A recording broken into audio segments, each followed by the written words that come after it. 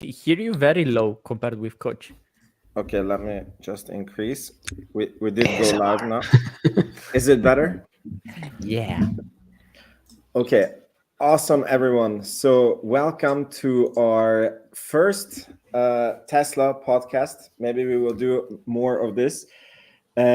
We are four very early Palantir investors, and all four of us have been separately getting peak interest for Tesla. I mean, I know Couch Investor, you are quite an early Tesla investor, so you are the voice not of fully reason in here. Exactly. You're the resident bull, and we are the three resident undecided people. Future bulls. Exactly. So this pod was basically Arny's idea, and I think it's a fantastic idea because he said that all three of us are very interested, and we invite Couch, and we try to make sense if Tesla is the next 10x stock or it's still going to go lower. And I think it's a very opportune time because Tesla seems to be changing a shareholder base. There's a lot of early bulls who are exiting. There's a lot of early bulls also that are holding. So kudos to them. And I think that there's a lot of new people who are scratching their heads and trying to see if this stock is a buy or not.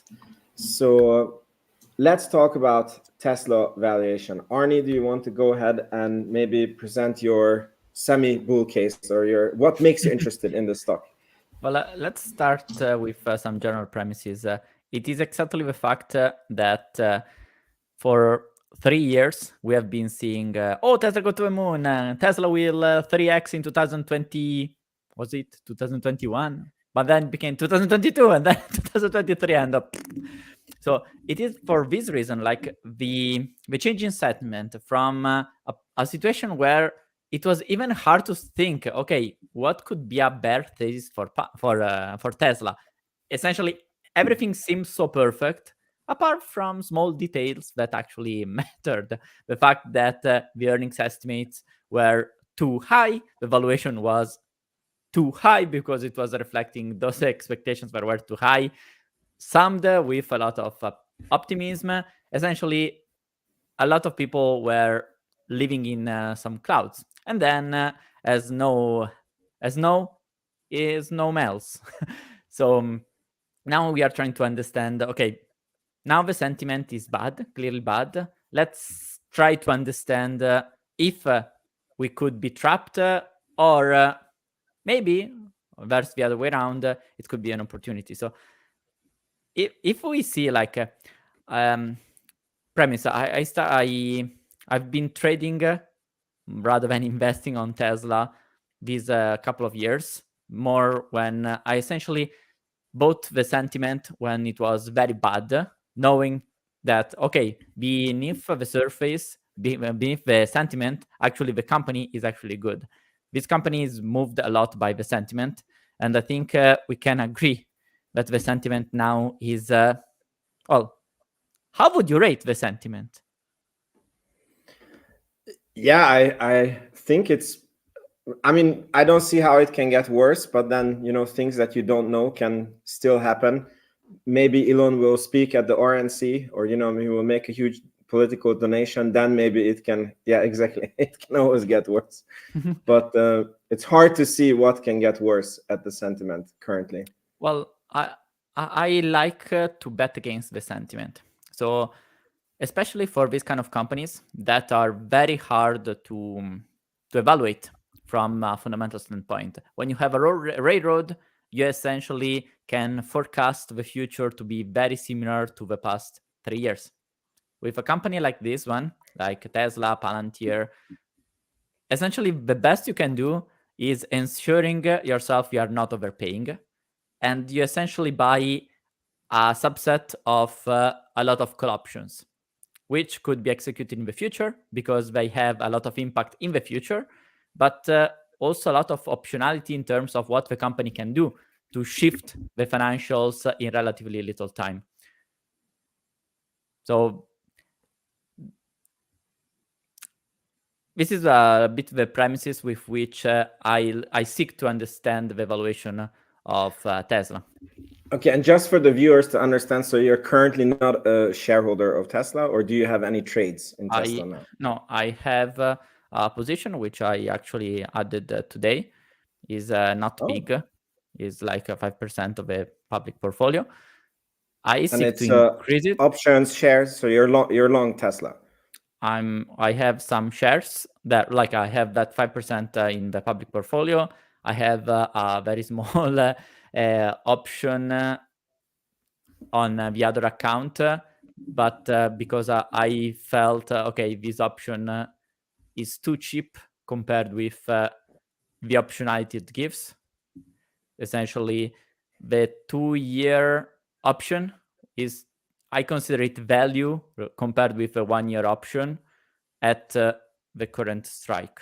But since I'm a learner with options, I don't want to bother you with details because it could be a big mistake. It's just for disclosure purposes.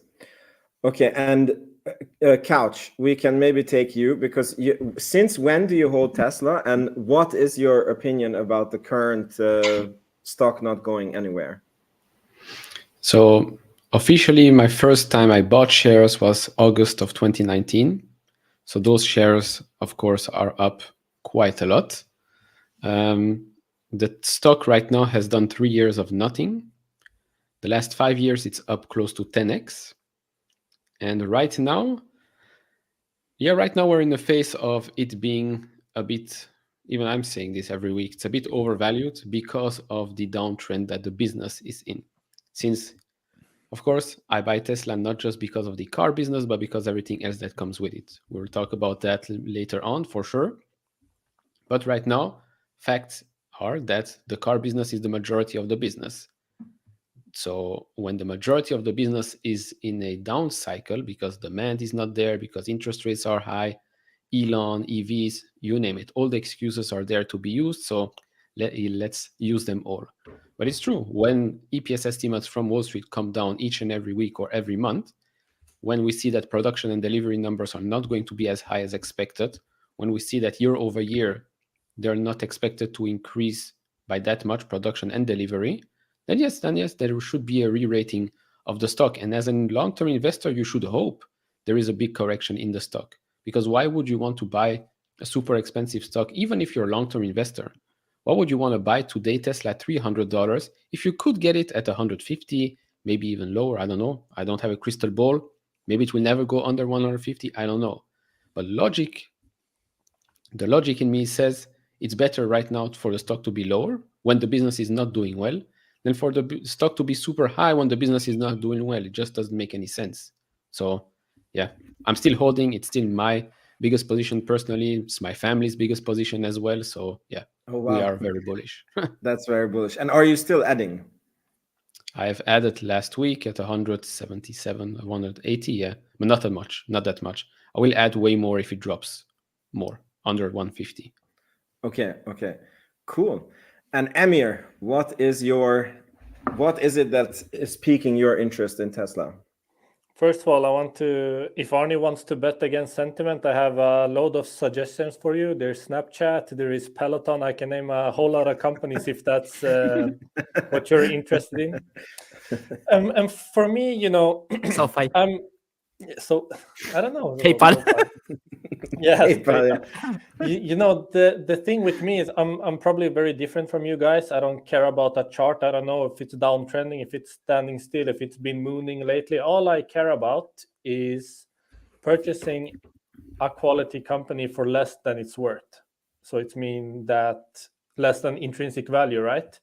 So what I have to do is figure out what is the intrinsic value of Tesla. And I really came to a halt there because it's very, very difficult, because many of the business parts of Tesla are unproven.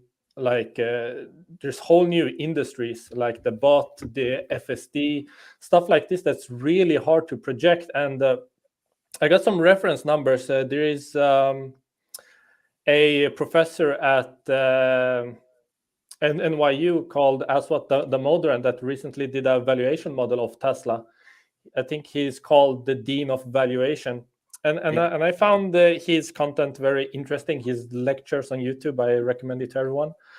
and he has Tesla reaching 735 billion in revenue in 2033 with a 30% operating margin. Wow. This equals out to something like $180 per share for fair value. And I'm looking at this, I'm like, is that plausible? Is Tesla reaching 735 billion of revenues in 10 years, essentially? And where is it coming from? I think he made out that the auto business is going to make 500 billion, the energy business is going to make 80 billion, auto software 40 billion. And he lays out his whole thesis, and I can't really weigh in on it because it's just so much to take in and so much to understand. So that's why I'm on it to try to make sense of this, because I think Tesla is an interesting business. I think no one can deny the quality of the business. So the question is, what are we paying for?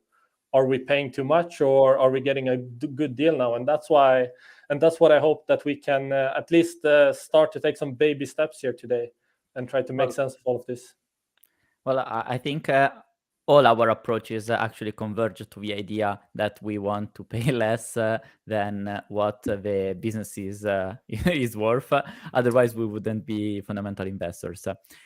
But I agree with you that Tesla is one of those companies that are extremely hard to evaluate.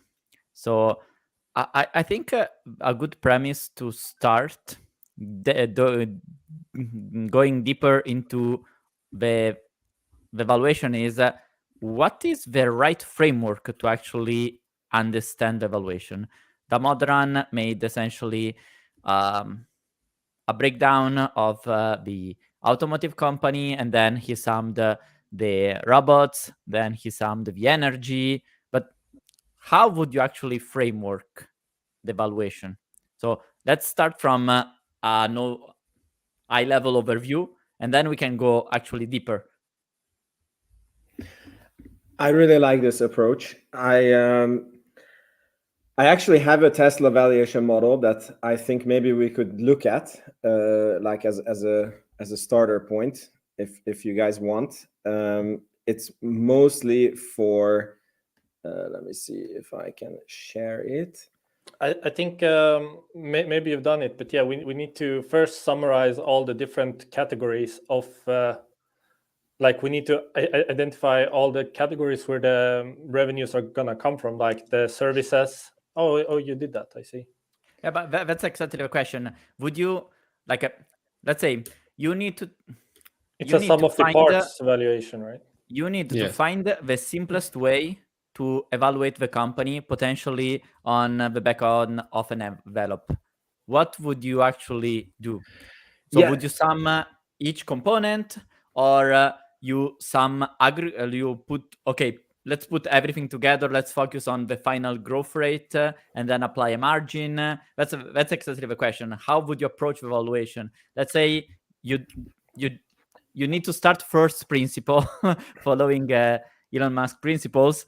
You need to start from principle, trying to understand how is this shit worth.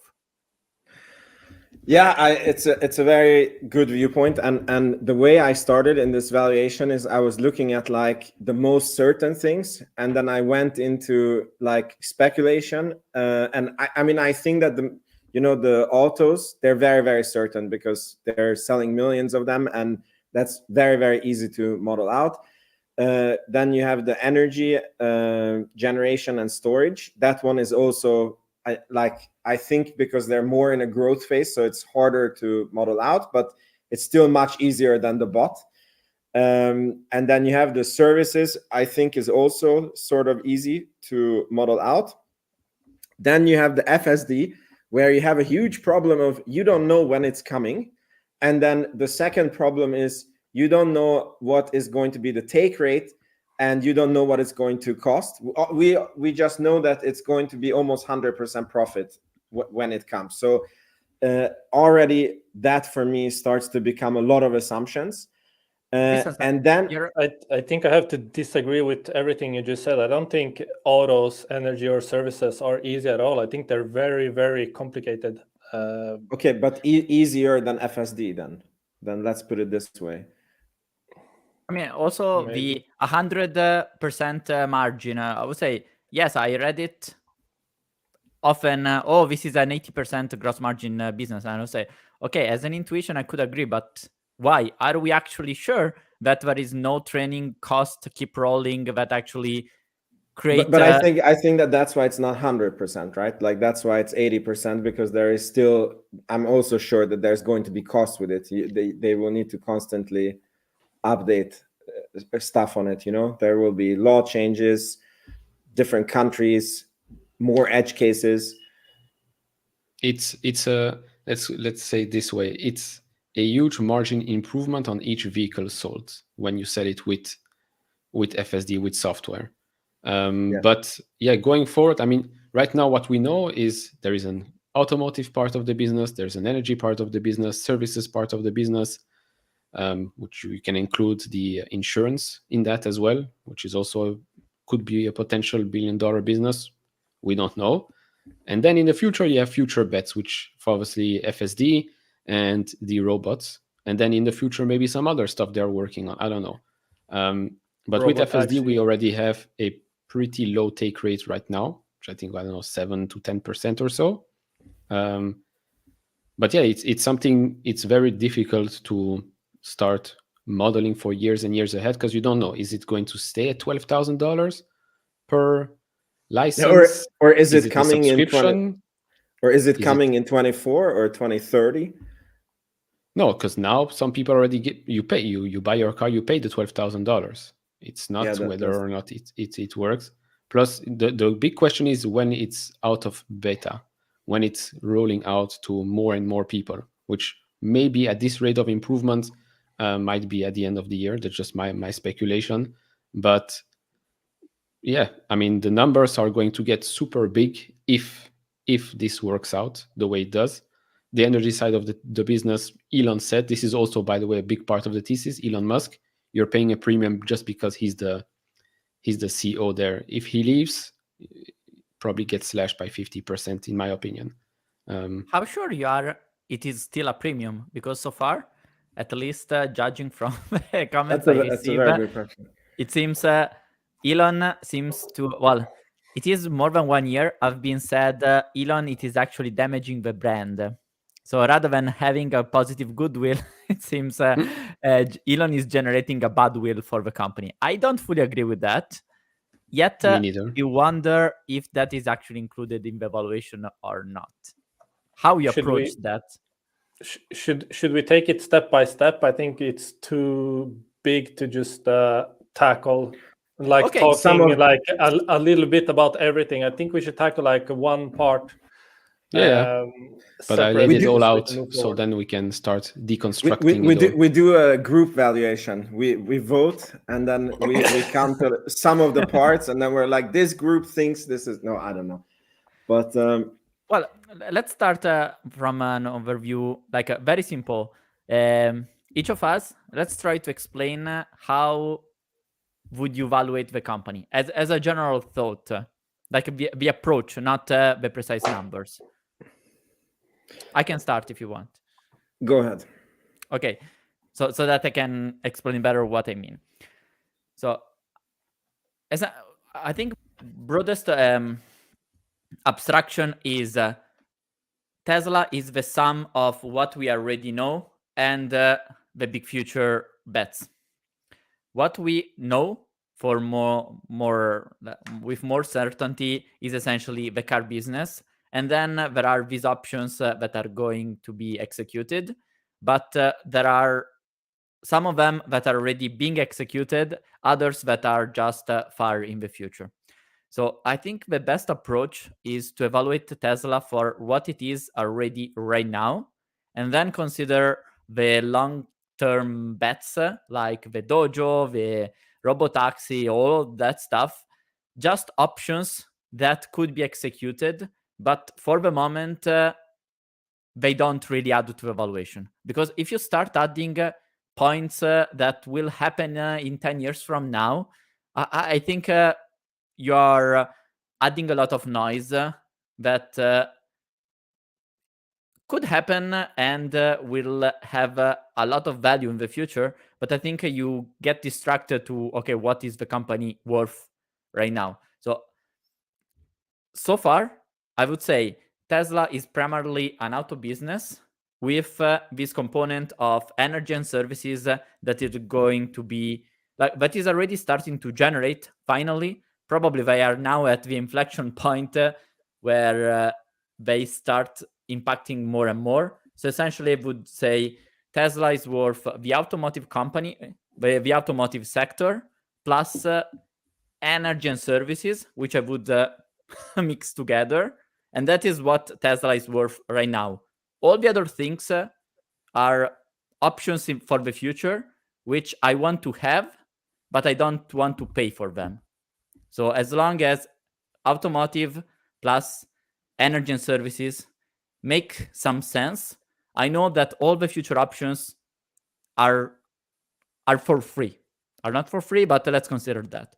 So that is how I would say if I pay a fair price for the two core businesses, assuming that energy and services work together, even if they're not too they are services more related to auto, okay? But as a cluster, I see those contributing to the margins much more than the car business. The car business is used as the access point for then to sell services, and the energy is independent, but it is a higher margin business. So as long as these businesses that we already know, that are emerging in the numbers, we pay for them a fair price. All the other stuff that comes in for the future is essentially for free, and at that point, you are not overpaying. Because I think here the goal is not paying too cheap, is not making a mistake in paying too high.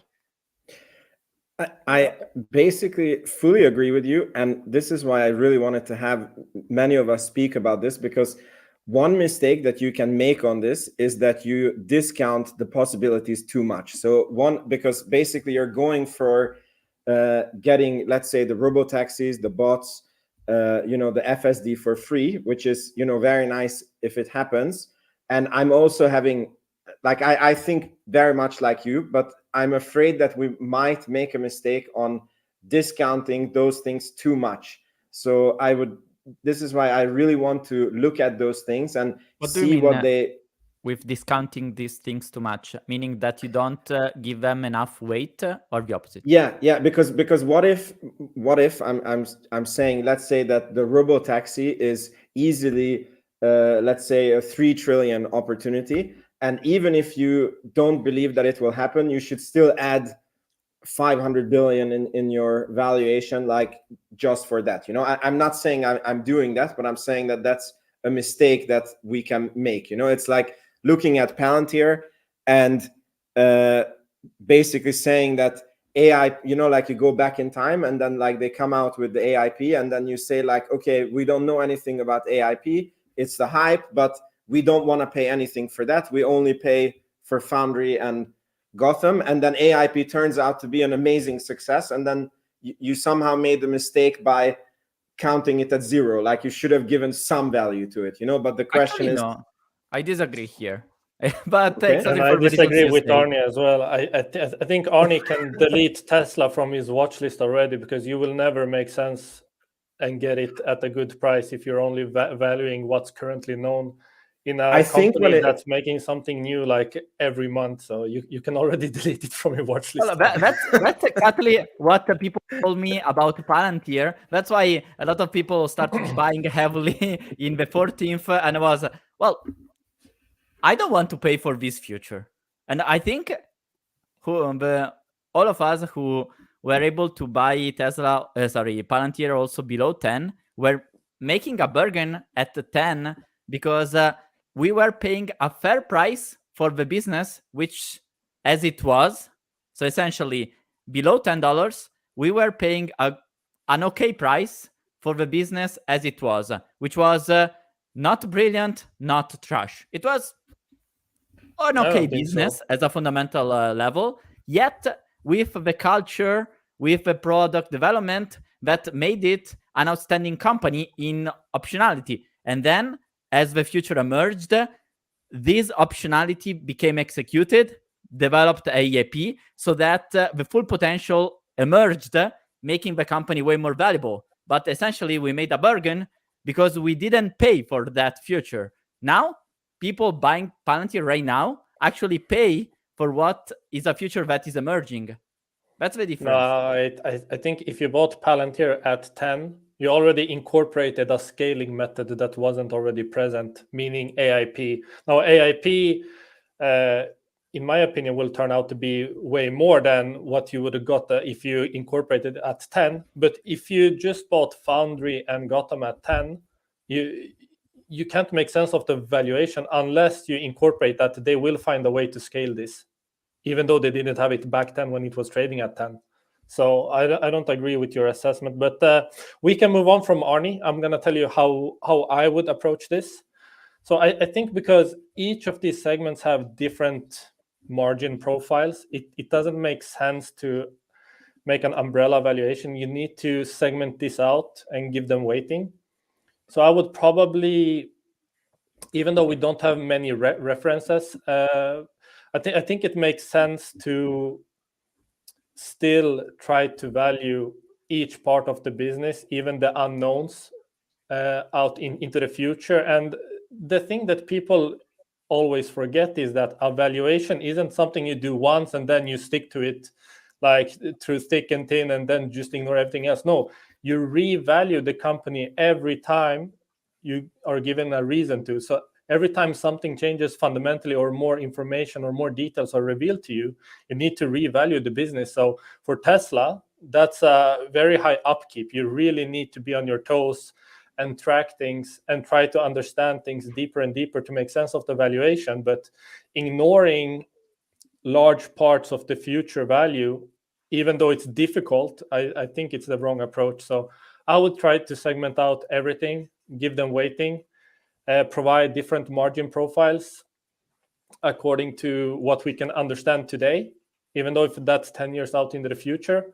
We can only do the best we can with the information we have today, because that's what the rest of the market is doing. Obviously, if the company is trading, upwards of 300, I think momentum and sentiment is one thing, but there has to be something backing that up. Obviously, there's a lot of expectation baked into that. So we need to understand what are the expectations and what are we paying for the expectations. So I would still do my best to try to model out every part of the business. Okay, the problem I see with this approach is essentially the problem that made a lot of people make huge mistakes in the past 2-3 years by assessing the future of everything. So being very granular in all the assumptions, but essentially all the assumptions were mainly based on the recent past. So it's like each assumptions you make gives a degree of uncertainty, and the more assumptions you make, this uncertainty explodes. So essentially, you end up having a mess. Yeah, but you charge more equity risk premium the higher the uncertainty. Yeah. Okay, so further assumption. Yeah, no, it's covering your assumptions. Charging more equity risk premium means that you have more leeway to be like, you will never be precise, but you can try to be accurate, right? It's two different things. You will never be precise, especially 10 years out in a business that's highly unknown. Like even for Coca-Cola, you can't be precise 2 years out, but you can try to be accurate. So charging more equity risk premium gives you more leeway to be wrong. So okay, I heard Coca-Cola is a short right now because of the Wegovy and weight loss drugs, maybe. Anyway, Couch, how would you approach this so we don't get stuck here? We want to hear your thoughts too, as the expert here. Yeah, so first of all, Vince, if you can highlight the latest comment here from Leslie about FSD. So this is the thing, right? That person had FSD since 2017. Probably in 2017, nothing happened with that option in your car. Since then, cars have had an upgrade in hardware. So you got hardware 4 now. Plus, more recently, FSD has basically completely changed the way it works, right? Right now, it is seeing things. So if it drives in the street, it looks, It remembers the videos that it saw. It remembers the pixel that it saw from the best drivers at Tesla, because not everybody gets FSD. If you make mistakes, stuff like that, you can't use FSD and so on and so forth. So you could have valued FSD in one way a couple of years ago. Now with the new way, which I think is highly competitive, because if you compare it with the likes of Waymo, Cruise, Mobileye, stuff like that, Tesla does it in a way more efficient way with less people as well. My point here is that Tesla is ever changing. Right now, FSD is something completely different. Some people inside the company have said that the rate of improvement right now with the way they're doing things is 5 times faster than the way they did it before, with lines of codes for every single thing. So again, you can, of course, take the car business, evaluate XYZ, energy business, XYZ, services, FSD, robots, and then put it all together, and that's your valuation. That's the way you should look at it, which, fine, I completely agree with it. I think there is Tesla today with some assumptions of what it can become in the future. And then a year or 2 or 3 from now, there is going to be Tesla of 2026, which could be something completely different, right? Because 3 years ago, we had no idea that a robot would come. And now it's potentially going to be a complete thesis changer for the good. So I don't know, maybe 3-4 years from now, we're going to see something else for the worse, right? Because we're only talking about positives here. A lot of negative things can happen in the coming years as well. Giga Shanghai sits in China. You never know what might happen in that region. Worldwide incentives towards EVs can also disappear suddenly. So yeah. Actually, can we touch on that a bit? I think me and Arny had a private discussion. I think it was a week ago or so. We sat down for some hours and just started to look at things. And one question we both had was, where, if we just look at today and the current sentiment, right, which we can all agree it's pretty negative. Not many things are going Tesla's way. I mean, they're having to drop prices, sales in China, issues everywhere. They will have a lot of capex spend soon. But what could be the reasons to see margin improvements for Tesla? If we just look from today to the future, where's the margin improvements going to come from? What do you guys think? Well, I want to know first your answer, since you want to break down each single component. I want your help to break it down, Arny. I'm clueless here. So you see how much complexity you start adding. Yeah. That's what I'm saying. I'm so clueless just looking at Tesla because there's so much. But okay, I want to give an unpopular opinion. I don't think the car margins are going up. I know that a lot of people are banking on that the interest rates are going to go down. But here's the thing. It's you have supply and demand, right? And the problem is that Tesla wants to sell 10 million cars, right? So if you want to sell, it seems like that they tapped some sort of a because in 2021 it seemed like their demand was limitless, right? Even I was modeling out okay, we're going to have a 30% growth in cars per year. Couch, you're shaking your head. We take you we take you after.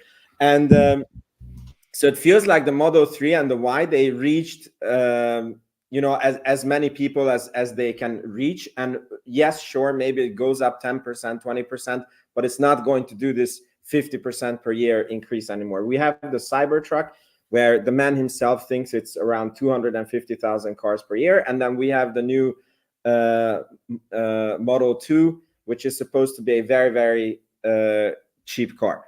And the point is that if interest rates go down and they're not trying to sell any more cars, so they just want to have the factories run at a full capacity, then yes, they can increase back the price. But if they are aiming for 10 million or 20 million cars, then to pump those volumes, they need to lower the price. So those two, I think, will balance themselves out. But Couch, you can... I saw you're shaking your head, so you can... Yeah, no, I was also shaking my head because of the comments here. So with margins, they can improve margins by scaling up, right? The more cars you pump out of a certain factory, the better, right? The more expensive it gets for you. Now, remember, Tesla has what? Giga Berlin, Giga Shanghai, Austin, and Fremont. Yeah. Right now, that's only 4 for the whole world. They're going to build in Mexico. Full, utilization, right? I think they're only around 70% of utilization. Yes, so right, that's my next point. Yeah, capacity-wise, even before, right? They were never at full capacity. It did seem like demand was through the roof, but remember, we started from a pretty low base with regards to producing and delivering Teslas. Interest rates at 0, and when demand is so high, then yet you can increase your prices. The cars were extremely expensive. Even today, a Model Y, I mean, we're from Europe. We know that cars cost way less than 40 to 50,000 euros, right? In the US, maybe the average there, I think, is 44 or something like that. Yes, but I read not the same category, but yes, there is cheaper cars. Someone that wants to buy a car has plenty of options to buy cars for less than the Model Y and even the Model 3. Still, last year, Model Y was the best-selling car in the world, and yet, I will still say the same. They only sold, what was it, 1.8 something million? It's, in the grand scheme of things, it's not a lot. Their goal for 2030 is 20 million. Of course, the Model 2 is going to be a big help for that, since that's supposed to be a $25,000 car. By then, they say autonomy should be solved-ish. Okay, fine, I've heard the same thing for years. But yeah, the more you increase your production, the more you can deliver, the better your margins will be. Plus, if you sell software with that as well, helps with margins. Can I just ask, yes. do you know how many customers choose the FSD add-on? I think me and Arny tried to look at that, but we couldn't find a definite source. They don't seem to report that, but we found something like 19%. But it's low. It's probably on average, I'd say 10 at best. Because also it's not available in Europe, it's not available. So you only have to focus on the North American market. But yeah, so far it's low and it's expensive. In Europe, you don't have FSD, but you have, I was actually Autopilot. checking. Yeah. And it still costs like $7,000. Yeah, $7,000. Which is also expensive, which some of the features don't even exist yet, which have been there for a couple of years on the website, which I find very, very strange. But yeah, Leslie said it's true that cost of production to produce a vehicle has come down. I'll say exactly how much. How much? It's since Q2 of 2022, cost of goods sold per vehicle has come down from around $39,000-$40,000 to now $36,500. I don't think you can find that many companies that have such an improvement and keep on improving every single year. Do you know the split across the factories? For example, I'm guessing Berlin is the most expensive to produce in, and China the cheapest, and then Fremont something in between. Yeah, so China is the cheapest by far. Berlin, because it's still ramping up and because shutdowns and whatever is happening there, it's probably still the most expensive. And then you have Fremont and Austin in the middle, I would say, which should be improving also quite fast. And the number you gave us was the median or across the board? I assume it's that, yeah, because it says here overall. Plus, you have deflation in some materials that they're using, so that's also helpful. Well, you see, when you have this kind of company where there are so many inputs moving, and let's put it this way. When I was an analyst, I had to cover this company, which was making a particular kind of paper for home decor. Then they had the energy business, which was using fat from pigs and to create energy. And then they had the paper mill. Okay, so you can imagine the mess when it came to understanding, okay, what's the future? And I realized that some things with these kind of companies. Essentially, what the skill is in the ability to zoom in and zoom out on the right things. What I mean with that is you need to be aware of the dynamics, but at the end of the day, you need to zoom out and say, okay, what's the overall picture that I should expect? And with Tesla, what keep my mind busy is in terms of revenues, we should think of, okay, what are the key primary drivers of the revenues? So very briefly, what do you think are the key primary drivers of the revenues? Autos, of course. Okay, so number of cars sold and the Tesla energy, Tesla and storage. Okay, Yeah. so these two Right now it's car and Tesla services storage. Potentially are the key drivers of revenues. Okay, how much should we expect these aggregate to grow in the future? Let's have in mind a very broad number, which would be the compounded rate for the next 3-5 years of the revenues. I mean, again, it's too mixed together because I think the overall. Yeah, well, exactly. So the difficulty is each component adds differently, has a very different growth rate, and there are dynamics like the selling price or maybe the energy deployment that can affect a lot. But what we want to assess, since we are dealing with a cyclical company, is some sort of normalized growth rate. Then, according to where we are in the cycle, we can adjust that number to assess the expectations. But we want to first try to understand, okay, what's the natural kind of growth rate of the company for the revenues, and then assess, okay, what is the normalized margin what we should expect.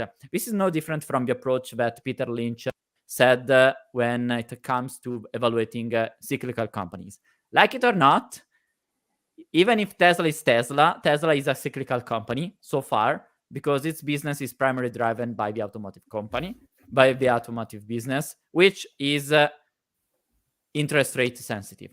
So like it or not, it needs to follow the cycle of the automotive business so far. So what we need to find is a sort of equilibrium growth rate for the revenues, then make us our mind, okay, what is the natural margin as but a normal I have a question rate, because adjust. But I have a question because if they were to come out with like full self-driving would go from beta to alpha, and they would come out with the robotaxi, that one has a huge revenue potential, and that one would not be cyclical or not as cyclical. So are we discounting that like 100%? Like we're giving zero to that? As I said before, I make these considerations after having assessed the core. Like first, I want to understand what is the core. I mean, I think that if you think right now, if you think with the 15% growth, maybe because the autos are so big that even if energy is growing 30% and services is growing, like the autos, I don't see them growing. I don't know what Couch thinks or Emir thinks, but I think between 15 to 20% per year would be a safe assumption. Okay, so you expect 20% for the core business plus some optionality from the other businesses that could emerge. Say that again. So essentially, you expect the car business to grow at 15-20%, but including the energy, including the energy. So as a group, you expect Tesla to grow that 15-20%, but it could grow more if there are some if there's options that are robotaxi, become executed.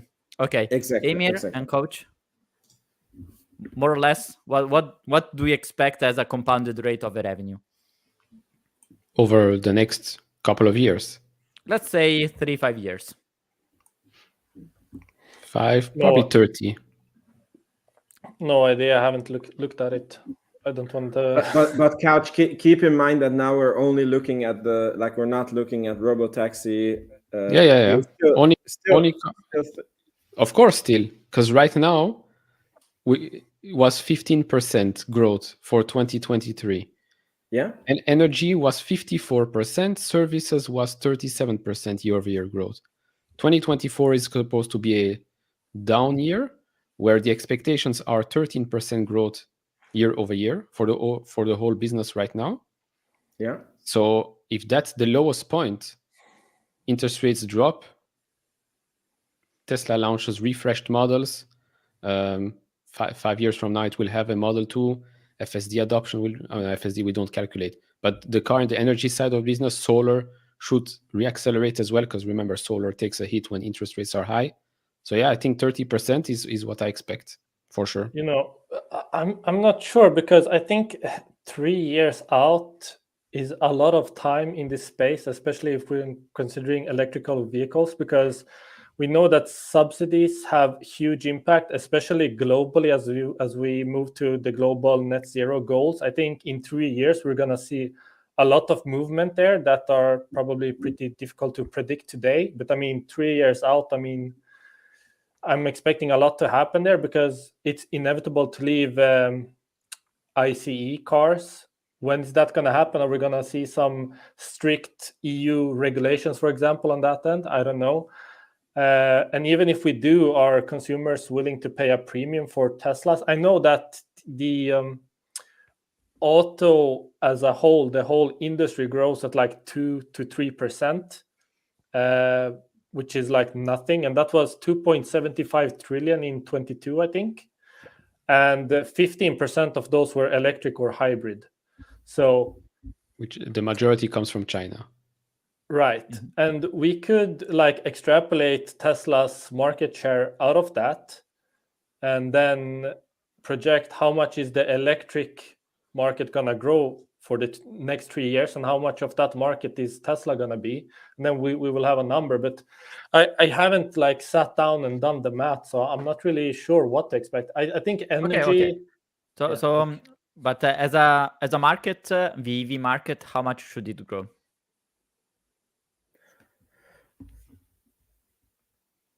Because that is essentially like saying, like Palantir, what is the AI market software is supposed to grow in aggregate? And with Palantir, we know that the expectations are for at least 23-25% for many, many years to come. So this number, in my opinion, is just the base reference to say that is the tailwind that goes with a business that should help the natural progression. And then assessing how good it is the company to acquire market share, or how bad it is at losing market share, then you have a number that helps you understand, okay, it is reasonable that this company should grow at least in this position, meaning that the percentage of the market share stays steady. But since the company is good, I can even expect this stuff to increase. But this to say that once you have a sort of aggregate number of the compounded revenue growth, then it is all a matter of understanding what will be the margins. Because if you have a 20% CAGR in the revenues, but the margins don't follow, essentially your stocks will be valued way less than the revenue growth. What I mean with that, 20% revenue growth, if margins stay the same, also the EBIT, the earnings grow at 20%. If the margins decline, VPS grows less than the revenues. Okay, so this, can you share again the screen, please? And it's 60% by 2030 is the estimate of global EV sales. Sorry, how much?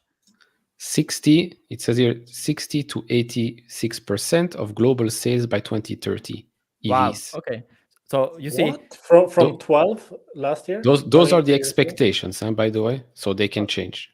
okay, But this so, is what we're getting here from all the searches I did. And 60 is the minimum. Tesla's share of the EV space is like 12%, right? Something like that. Let me check. I know because according to Statista, BYD is 17.5 and Tesla is 12.5. Yeah, but BYD is including plug-in hybrids, I think. Yeah. And Tesla only looks at global car sales as a percent, not just EV, because it doesn't make sense since you want to replace ICE. You have to compare it with how many cars there are today, which is 1 billion, just over 1 billion.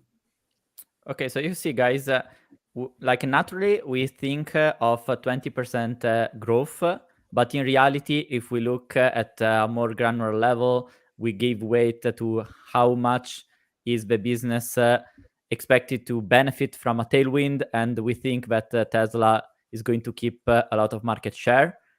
There are high chances that the revenue after this period of slowdown could return to a very high growth rate. Okay, fine. Let's go to the margins, because here is the other big question. Assuming that the revenues will keep recovering. Currently the margin, I think, what was the gap margin? I think it was like 9% or something, now, or 8%. The margins suck. Yeah. Okay. But so I think they will improve in the next 5 years. They will be improved. And this number is what makes people crazy, because we need to understand how the business model works, what is affecting the numbers.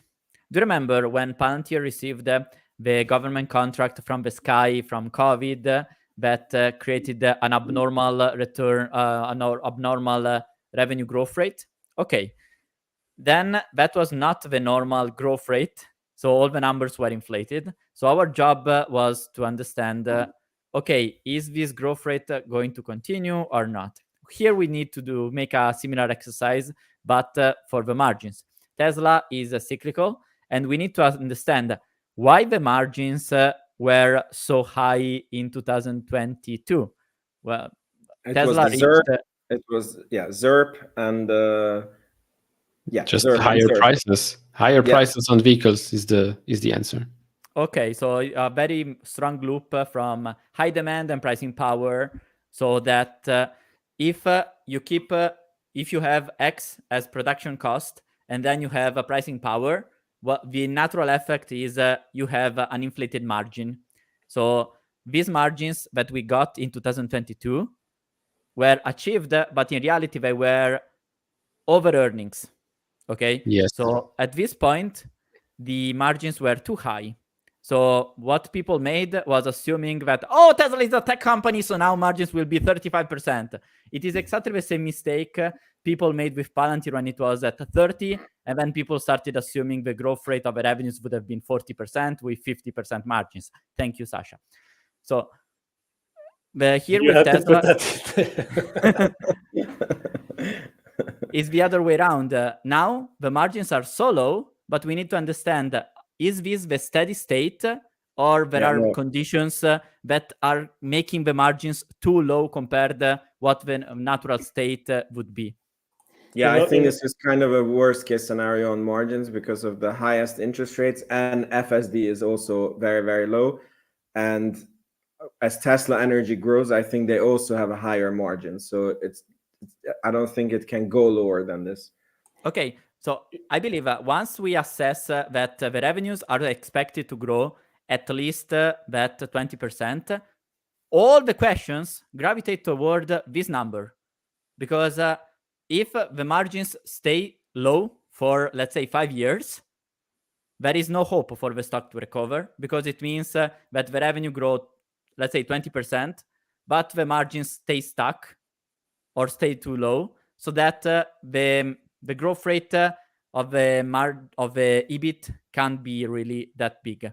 However, if we understand there are conditions and there are incentives for the management to see this number to increase, then we would have an EBIT, an earning exploding, essentially killing the multiples. So if you try to come to a conclusion here and now, or I guess, I would probably approach it by looking at the median for the average, like the car industry as a whole, which is like 7 to 8. Then we know that Tesla has a significantly more efficient production cycle, not cycle. Production line. Production line. Thank you. So that would be worth probably like 3 to 4% more above that. So we're like 10, 11, and then you have the pricing power, like those three elements. So if I were to guess for the coming 5 periods, let's say 5 years, I would probably guess like an average of around 14. Okay, so you see, already you would have an EBIT expansion just for the margins increasing of around 50%. And then you have also the revenues. I think 15% is quite low, because that's, again, like if FSD is coming like that will add, even if more people start taking it adds to the car margin a lot. But do you include that into the auto margins, or do you separate that as software revenue? I would separate that as software revenue rather than include that, because it would like muddy the waters if you're looking at autos as a whole. So I would probably separate that. Yeah, but it's included in your purchase of the car.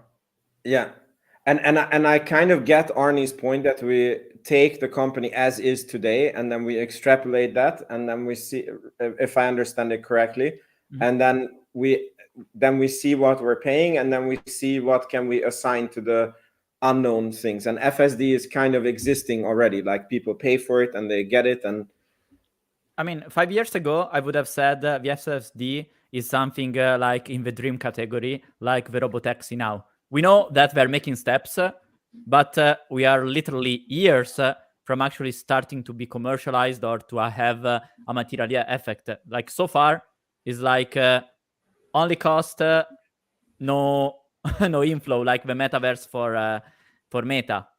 There is something, but it's like, okay, that is essentially, it will give a lot of value in the future, but so far it's not really valuable.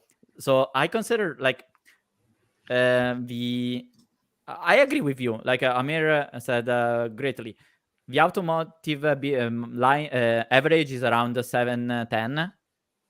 It is reasonable to expect Tesla to have a premium in the margins compared with them. I would say is absolutely reasonable. And then there is the optionality from the services that make it actually grow more. Because look, I'll show you this other picture that I think help us understand the valuation. Like this is what analysts expect. So essentially, we make profits if we buy a future that will be better than what analysts currently expect. Because what analysts currently expect is already incorporated in the price. Analysts expect the revenues to keep growing.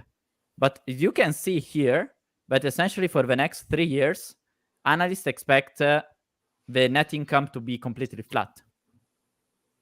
So if we have an intuition, that these margins that we showed previously, that here sucking at 10%, are actually too low because there are some levers that could increase the margins, then what seems expensive at 50 times earnings, it is actually cheap because the earnings would explode if the margins increase. So that's why I like to zoom in and zoom out. And for instance, understand, okay, what could be the what is the steady state? What are the levers? Okay, I want to hear Couch what he... he's It's true what he's saying, because we are playing the game that Wall Street has created, right? But the thing is that it can stay overvalued, let's say, or some might say undervalued for a long, long time. Because right now, interest rates are still high. It's an issue. I'm talking purely effect on the stock. Interest rates are high, an issue. Elon's CEO compensation package, huge issue, in my opinion, as well. Plus, you've got major investments for Tesla. Disregard the fact of FSD adoption is very, very low, etc., etc. Right now, R&D, AI stuff, it's costing them billions and billions. That's why CapEx is going to increase, I think, for the next 2 years or so. And building out of a new factory is also quite expensive. The launch of Cybertruck is not expected to be profitable until 2025. Still ramping up 4680 battery cells. You've got the Tesla Semi, which, by the way, nobody even talks about that anymore for some strange reasons, but okay. Refresh Model Y expected late this year. Those are the rumors. Do you think the Semi actually will have a big contribution that nobody's paying attention to? I think trucking industry is a huge, huge market. Yeah, that could have some great, contribution to Tesla as a whole, if it works out, because you need lots of batteries to make that thing happen.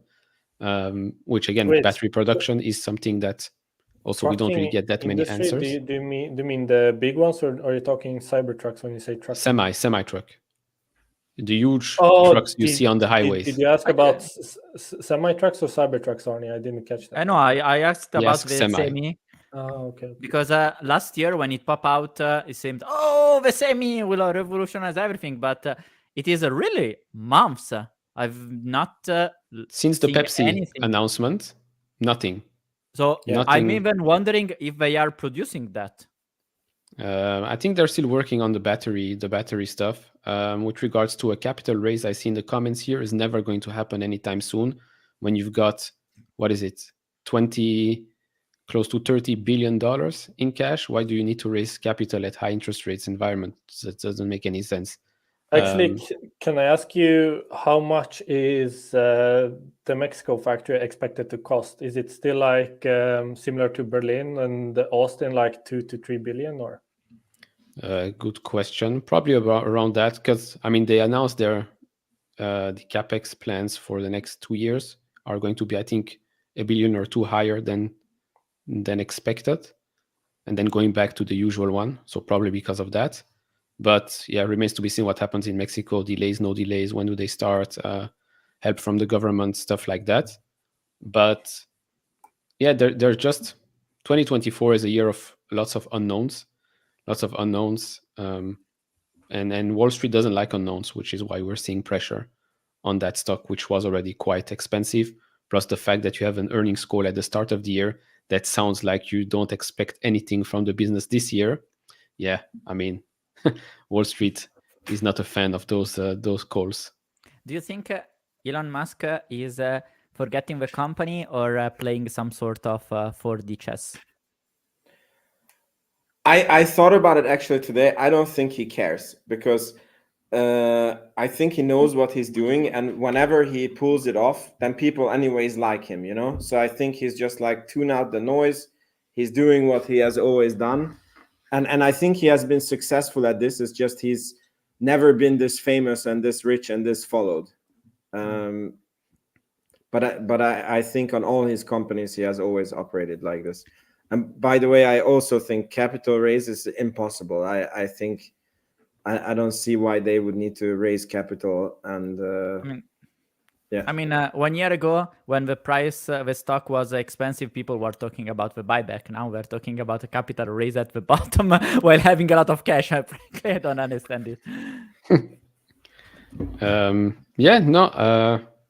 The future is bright/unknown, because you don't know how big this thing can become.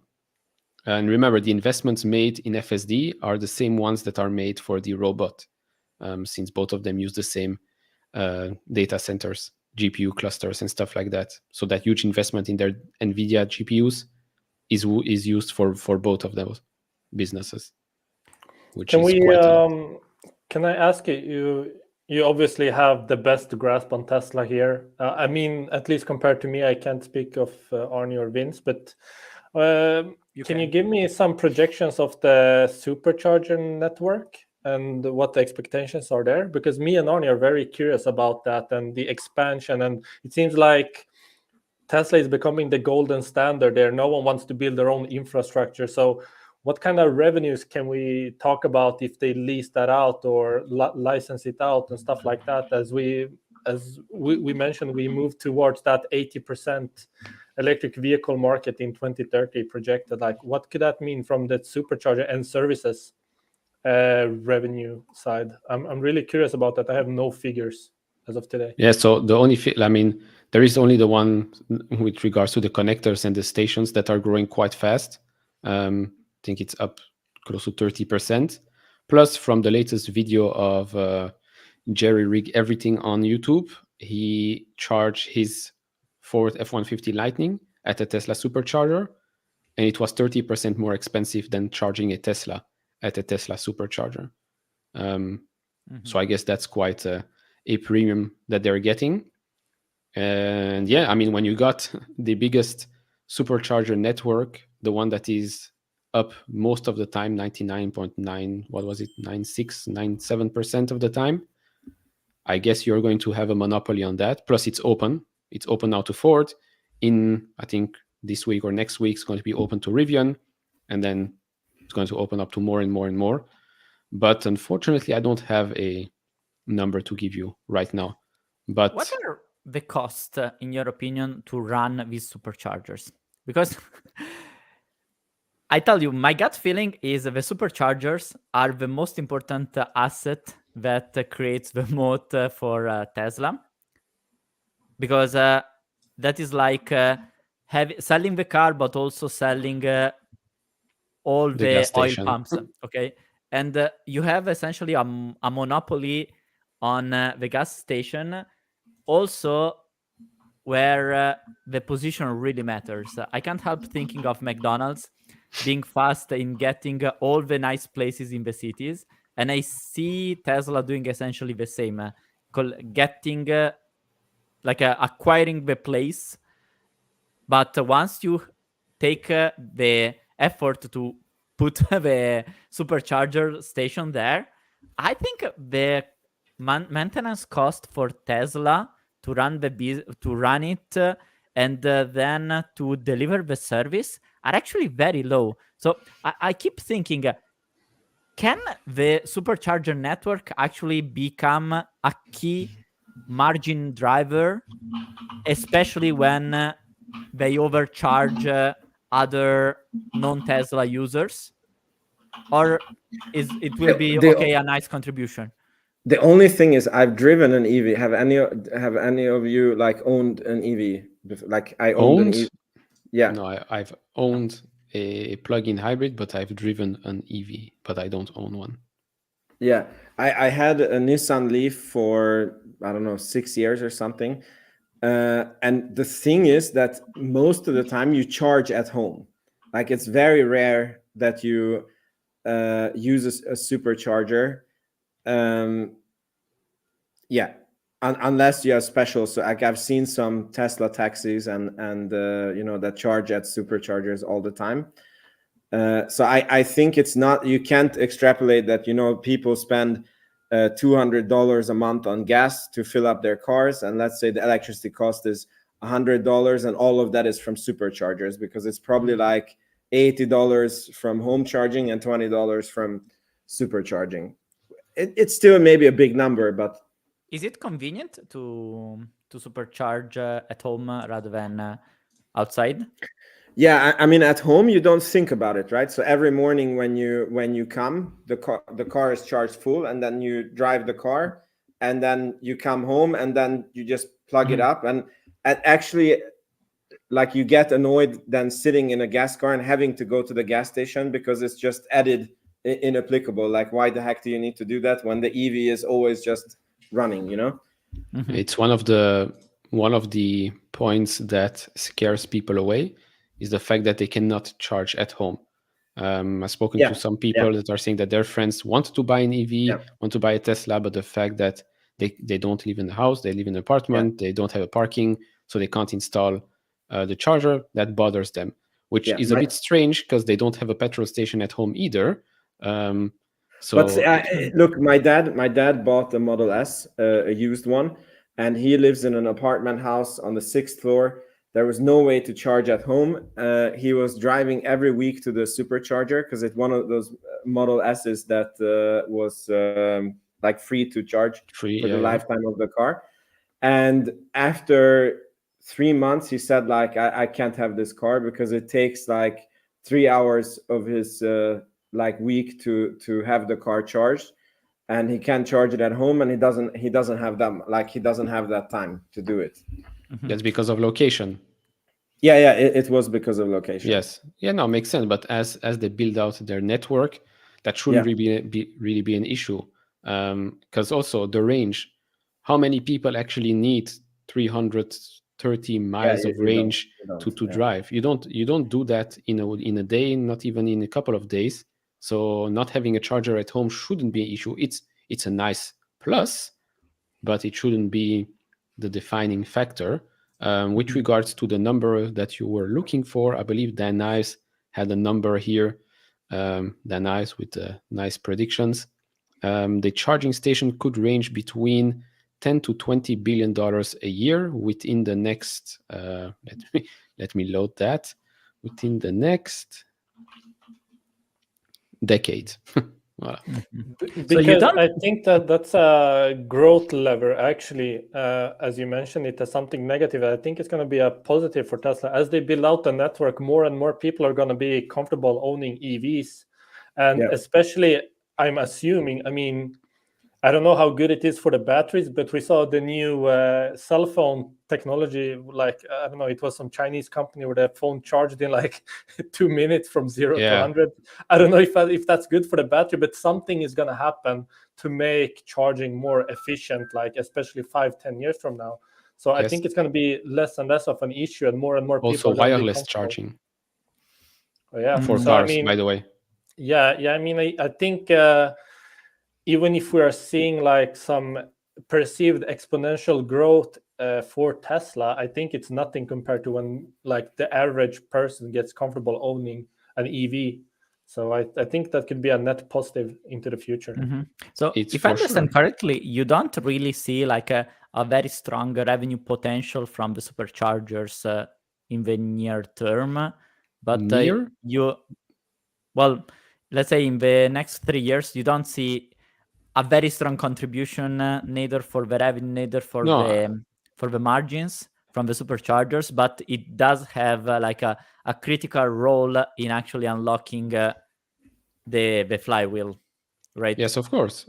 Remember, I think they tweeted it out a week or two ago. They are opening a new supercharger every hour in the States, I think, or something like that. Plus, 3 years from now, you will have all the other competitors using their supercharger. So the effect is already in play, but just super early days right now. Plus charging becomes better. You have the Leaf, right? Would you spend $13 to unlock the supercharger? Who, me? Yes. Yeah, the thing is that the Leaf had such a small range that no, because you like I would never. I'm not even sure that if you're traveling the highway, like it would make it between two superchargers in Sweden, because I know where they are here, and it's quite some distance. And so the Leaf was a fantastic car for the wife to drive the kids to kindergarten and back, and do these small errands. But to travel with, it's not a good car. But if I have a longer range car, yes, I would pay that without thinking about it. I'll mention the word that cannot be mentioned. I was not very pro it before, but advertising is also going to be quite a growth lever, in my opinion, that will cost them some money. But in order to educate the broader public, I don't see how they don't advertise when rates are down, or even start. I know they're starting already right now with digital advertising on YouTube and Google search and stuff like that. But for people to understand that the Tesla supercharger is very, very reliable, that you don't need a charger at home, that you don't need range anxiety, etc., etc., the only way to portray that message is not through a tweet on Twitter, because believe it or not, Elon, the majority of people don't live on X, but they do live on devices and on TVs and on billboards and stuff like that. So yeah, while I do understand that advertising does not solve the major issues, it solves quite some issues. But do you think now there is a problem that Tesla is not selling enough car so that they need to advertise? Wait. Can I just ask something before we move topics? Yes, ask. About this, the supercharging. I've only looked at the filings. I haven't studied the presentations. I haven't listened to every call.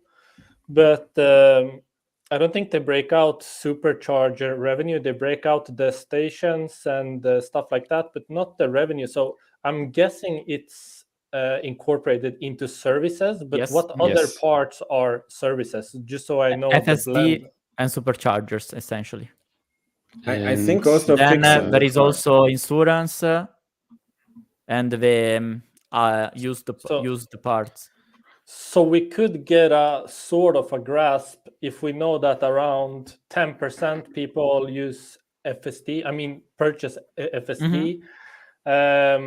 We can make some assumptions regarding insurance just by looking at the auto industry for insurances, and then we could get some sort of sense of how much superchargers are bringing in. So I'm gonna do some math there and see what I can come up with. Yeah, good. Okay, and just to channel back to the earlier valuation quest, because we're on a quest to somehow find a way how to value this amazing company. So Arny was going on this track that what do we think the revenues are going to grow, and my number was 15-20%. Couch thinks 30%. Based on the data that we looked at, I'm also warming up to this 30% number because there is a huge secular trend, but I would model it still at 20% just to be pessimistic. And then Arny said, then the next question is, what about the net margin of the company? And we seem to have a consensus that it's for sure not going to be lower than it is today. Emir was thinking, that's what we think. Yeah, and I want to hear what Couch Investor thinks is the net in the next 5, 6, 7 years. What does he think is the net profit margin? Who wants to start here? I'm just gonna throw in okay, you can continue, Couch. I'm just gonna throw in a curveball. I just calculated what Damodran is expecting, and he's expecting 22.4% CAGR for 10 years in revenue growth. Yeah. So you see, and I remember his margins expectations were not that high. Here is the Damodran estimates. So the revenue keep growing at 20%, and then he expects the EBIT margin to be like 13%. So you see that these numbers are, in my opinion, these are like very base number. It's like for Palantir saying 25-30% CAGR with 25% EBIT margin. So it's like those assumptions that are very, very broadly. Wait. Can you take the Palantir comparison again?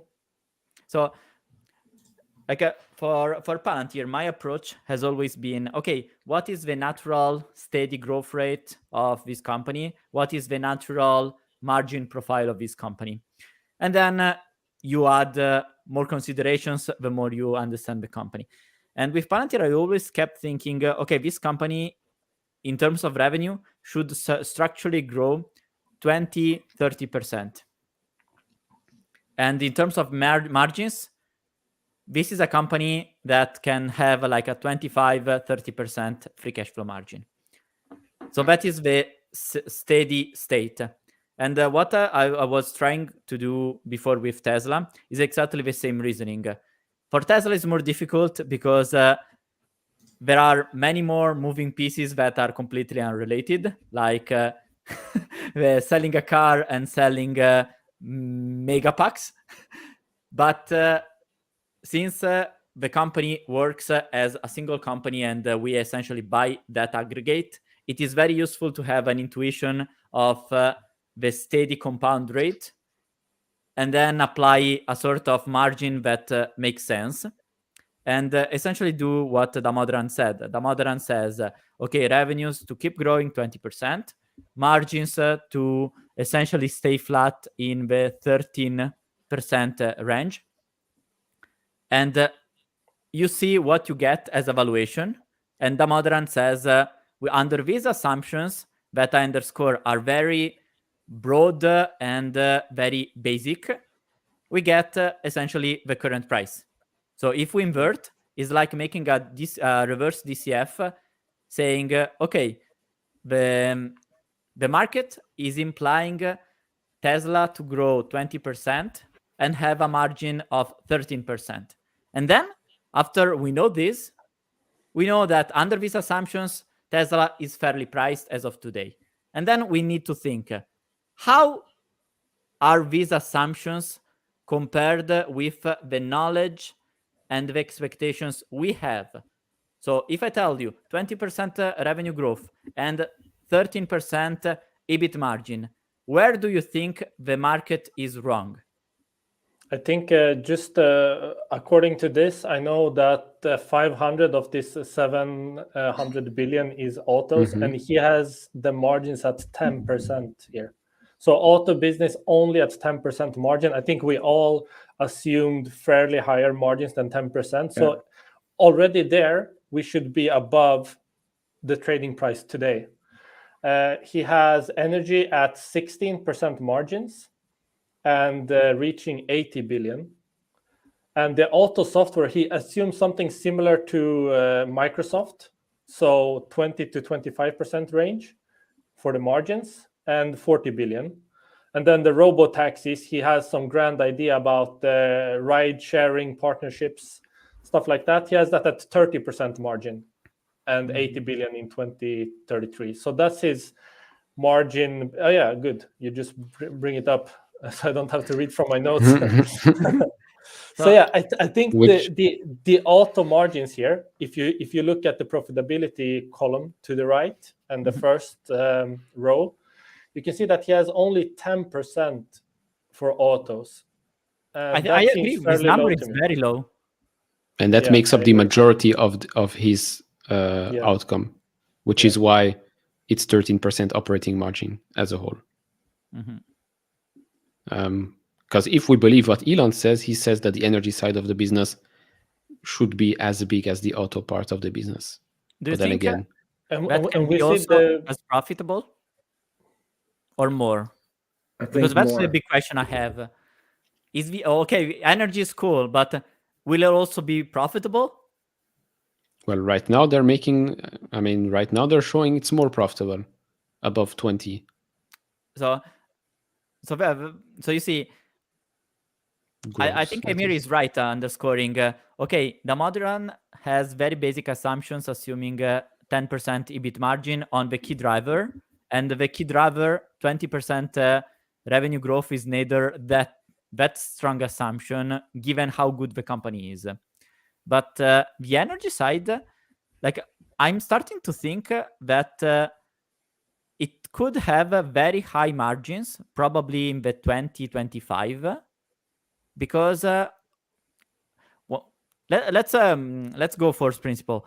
When they produce a mega pack, it is essentially the same battery of the Model 3 replicated n times, and that is just a box with a lot of cells, with a little bit of software, but there is no real dojo and running FSD. There is no personalization of the Megapack. It's just a box. So if you are actually very good at producing that box at scale, that can have very strong economies of scale. What do you think about this? Because this component of the energy that so far is growing exceptionally high, and right now it has the gross margin that is even higher than auto. Potentially, this could be the growth driver. But this, so that's why I say, I think these numbers of the margins, of the net income being completely flat could be very wrong. But I'm trying to understand. Okay, I feel it is wrong, but why this should be wrong? Okay, my fear with the energy business is that if we look at the energy business as a whole, according to Damodaran's market expectations, and I'm assuming those are from Bloomberg. I mean, he's usually very credible in sourcing. The energy market as a whole is only going to CAGR for the coming 10 years. So, I mean, we already know there are a lot of players in this space. So, like, where's Tesla going to eat this massive market share? Like, I'm not seeing it because I don't understand the market yet. But just looking at the market that's growing from 180 to 350 billion by 2033. I mean, and he's expecting Tesla to have 80 billion of that. I mean, I'm not seeing like how they're going to capture such a large part of the market. Maybe the expectations are wrong. Slide prior, Vince or Arny, whoever is. Sorry? If you go to the slide he shows before this, like you can use the black one. Okay, this one. Yeah, so if you remove Crossroads comment so we can see the screen. Okay, so sorry, here Roy. he has solar energy market, including generation and storage systems, is currently 186 billion, expected to grow to 350 billion in 2033. That's 6.5% CAGR. That's really, really slow for something that people are hailing as the next coming of Jesus Christ or something. Like, people have huge expectations for solar and stuff, but I've looked at several sources, and no one really has a solar market or energy market as a whole growing that much. So he has them at 80 billion of 350. I mean, that's a significant market share. Yes. I think here, especially considering the China solutions and everything like that. Damodaran is making the group of the energy business, but the energy business is solar plus energy. And I agree that the solar is relatively weak, but the battery side, in my opinion, is very, very, very strong. Like, so you studied Brookfield, and you know how much weight they put on the energy infrastructure side. They said, that's true. Look, governments need to be helped by private companies to actually build the entire infrastructure, because with the net zero goals, that means you need huge infrastructure for energy, which, by the way, means you don't only need to build solar panels, wind generators. You need a lot of energy if you really want to exploit them, and you don't want to waste the energy that is produced. So I think the Damodaran here is too conservative. I think he takes the numbers from what he found, what was available to him. Because remember, the more AI compute that goes online, the more energy we have to consume, right? So every big company out there, I mean, I think last week Amazon bought a nuclear plant or something like that, nuclear site. But wait. Arny, you think 80 billion from this segment is conservative? I think he says the 350 billion. Yeah, fine. But Damodaran still, in his assumptions for the model, has 80 billion coming from here, and at a pretty high margin as well. Pretty high. I don't consider 16% EBIT margin pretty high. But what's the industry standard for this? I don't think it is very much. Comparatively, he puts them a lot higher than everyone else in this space. So I'm not sure if it's conservative. I'm just gonna try to pick your brain and see why you think it's conservative. 80 billion and 60% margins. I'll show you this. It is not a perfect comparison, okay? But I consider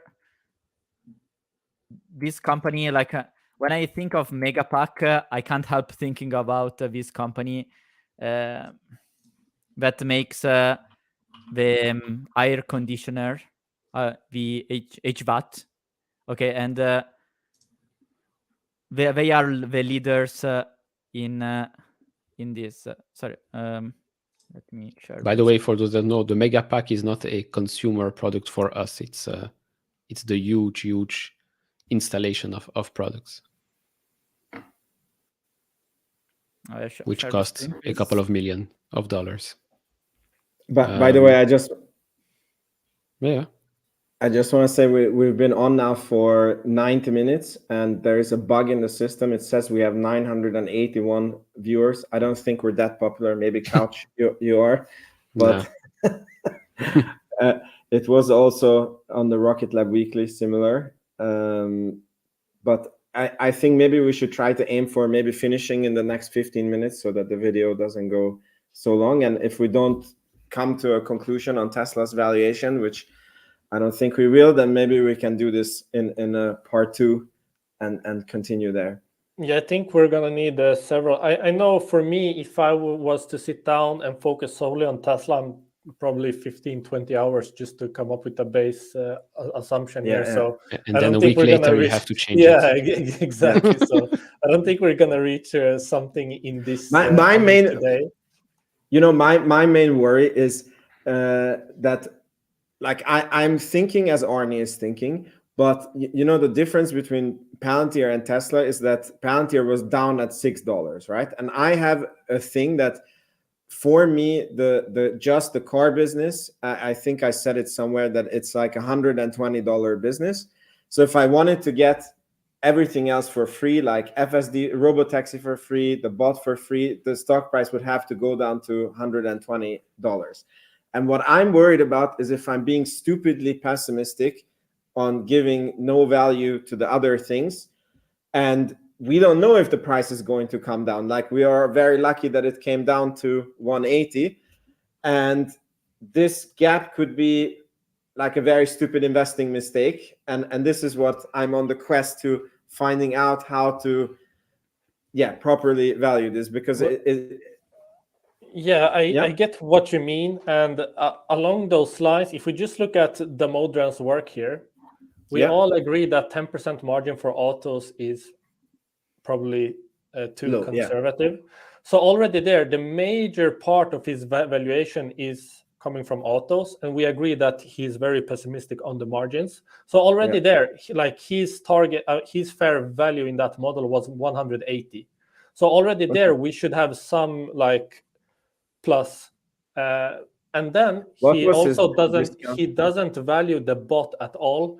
He doesn't value services at all. So already there, we have some free optionality. So it should mean that if we agree somewhat on the other assumptions, but disagree that the auto is too pessimistic, then Tesla should be undervalued here at this price.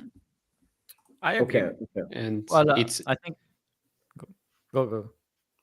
No, I think it's funny because everyone and their mom is expecting Tesla to drop to 100, under 150, etc. Every day on X, there is Gary Black, there's other analysts expecting and saying, oh, Wall Street assumptions are too high. They need to come down. They need to revise EPS down, etc. And yet the stock seems to be holding at $180, $175. Because going into the next earnings report, we all know it's not going to be a good one. Yeah. So it's just a question of waiting until that report to crash the stock, or is waiting for that report to find out some unanswered questions that they had during that quarter, or if things change in the guidance for the year.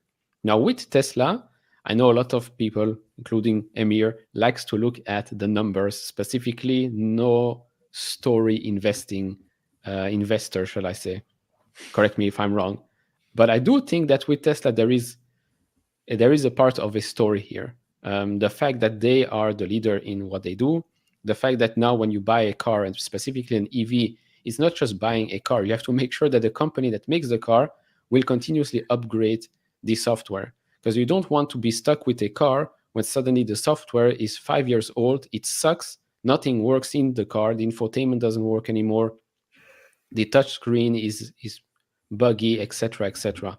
So there is a culture, there is the company that you're buying here, there is the premium on Elon and the team. Well, it's not in the numbers, but it is artificially there as well. Plus, yeah, everything that comes with it. I don't know about partnerships with XAI, SpaceX, stuff like that. We know that the Roadster will come out next year. It's going to be it's going to be a car that will cost quite a lot of money. I think it's another. What did you say? Like some rocket boosters, levitating cars? I don't know. There was some crazy. Yeah, it's a collab with SpaceX that will make the car fly for half a millisecond. But disregard the SpaceX collab. But the Roadster is another thing. It's probably something that will not cost them that much to make, yet they can sell it for God knows how much money. A bit like the Ferrari model, right? They don't really produce that many cars, yet their margins are extremely high. I mean, industry-leading margins. I mean, potentially that could be like the margin driver. I mean, could also be, yeah. Yes, if that comes out on time, which is next year. You mean selling one car less than demand is always?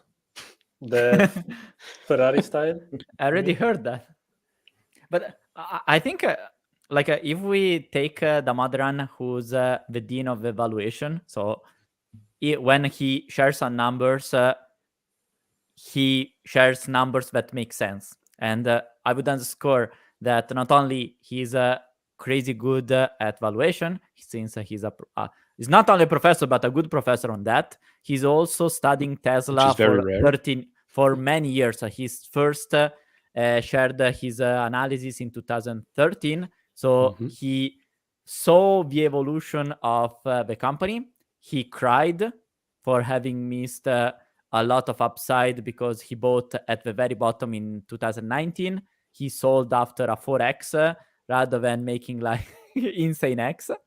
So now he's entered again because he sees that the price is at most fair. So that's why I think that is the important take that we can understand. So the take for tonight is, if we watch this Dean of Valuations video, and if we agree with his numbers, we're at fair value. If we think that his assumptions are too low, which this panel here thinks that his assumptions are too low, then there is quite some upside to Tesla even today. Well, the margin for autos specifically, I can't really comment if robotaxi is going to be 80 billion or not. And I don't know the margins there, but in general, yes, that's a good takeaway. And also, don't forget, he's not valuing two key components. The bot is certainly going to be a thing in 10 years. I can't imagine anything else. I don't know how big of a thing it's going to be, how revolutionizing, according to Elon, it can be a whole $1 trillion business by itself, something like that. But according to Elon, everything is a trillion. So sure. But he's not valuing that at all, and he's not valuing services. And we all spoke about services today for quite a while. We all think there is some value in services, a whole monopolistic opportunity that's unfolding for us. He's not giving that any value. So already we can see that he's probably pretty pessimistic overall. Because you see, for instance, for the margins, for the services, I expect them to gradually contribute more and more, like the App Store for Apple, having like a baseline margin for the auto. So my intuition right now would be auto to be some percentage more than the classical automakers, with essentially the big revenues coming both from the very high-end Cybertruck and the very low-end the compact. But let's say on average 13%, at most 15% margin for the auto, because they're very good at mass production, plus the services that so far is just barely at break-even, probably, since the gross margin is around 20%. So probably the net contribution is very low so far. But I expect this to actually gradually impact more and help Tesla reaching 20% margin overall as a company, with the surfaces potentially being like that component that now is barely positive, but then gradually has like 30, 35, 40% margin.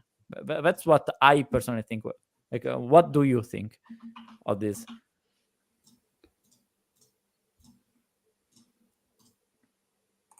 Yeah, in line with what I was thinking. Yeah, not much to add there. Couch. Actually, I was just curious. I'm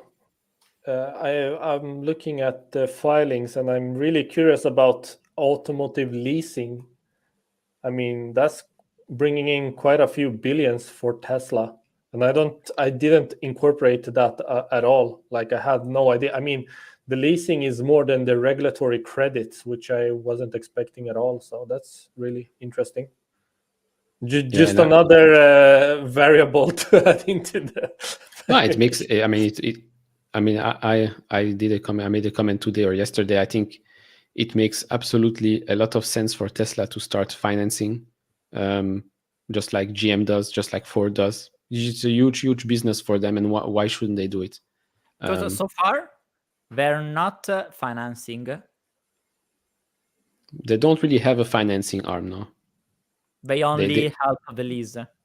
Yeah, and then you have a couple of options, but it's not that big. I think an important thing to underscore is that how Stellantis, all these legacy automakers actually make money and survive is not by making a lot of money on the production side, but more on this financing side, where they charge very, very high interest rates after all cost. It's like the rate is like 3%, and then after including all the costs is like 7%. Right, and don't forget GM, Ford, all those people, they work with how do you call it? No, not resellers, but where you go to a car dealership. A dealership, yeah. So they don't care. The moment it leaves GM and Ford, it goes to a dealership. And that's their problem. Mm-hmm. That Tesla is basically direct to consumer, right? If you look at GM Financial, so you remove that business, and GM stock is worth nothing, close to nothing. So also this is another huge option that potentially they can pull on top of the advertising. So yeah, this I was just thinking about this about Couch's story thing. That, you know, just as with Palantir, there's so many new products coming every year that it's like reasonable to think with it that there is going to be new products, you know. And if I look at Tesla, it's like they started out with one thing, and then they keep finding more verticals on how to make money, and then it's kind of reasonable to think with that they can also come up on billions and $trillion ideas that we don't even see today, that will one day just be part of the business. So the important thing is not overpaying for what you actually get right now.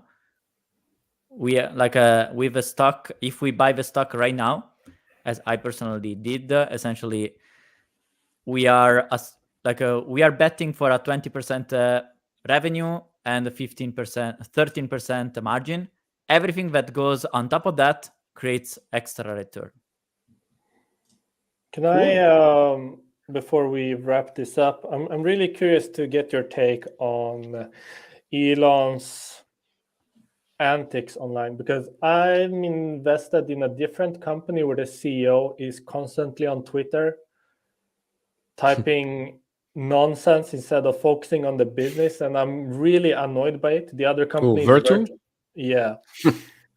Do not go to Vertu's CEO Twitter and look just the replies tab. He's fighting on Twitter with random anonymous no names all day, every day, and I can't believe it. Like, what is he thinking? So I get the same feeling from Elon. It really annoys me to see him constantly on Twitter making comments across various different, like not only political, it's like across a vast sphere, just being on Twitter constantly. It really annoys me, and I want to know your guys' take on that. I know that you have to take Elon for what he is, and with that comes some quirks, including being batshit crazy on Twitter from time to time. But I wanna know your guys' take on it. I'm really annoyed by it.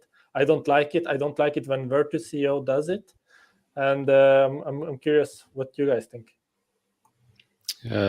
I guess I'll start, since I've been having fun with Elon for quite a while. He has been Elon for forever. Of course, now that he owns the platform, different spotlight on his tweets. Of course, that now it's also an election year, way more attention. So yeah, it would be nice if sometimes he would not tweet.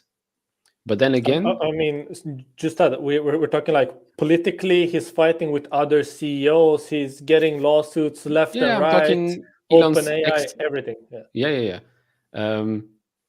It would be nice if sometimes he would not tweet and do the things he says in the shadows.